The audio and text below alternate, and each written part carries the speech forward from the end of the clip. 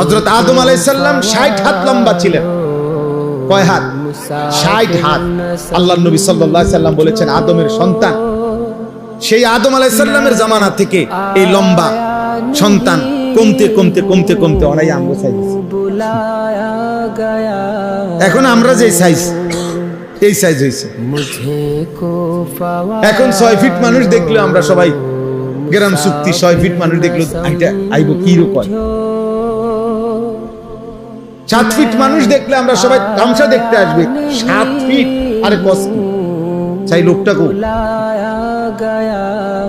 তাইলে সবকিছুই শক্তি সামর্থ্য যোগ্যতা সবই দিন দিন কমে আসতেছে, বাড়তেছে না, কমতেছে কমতেছে।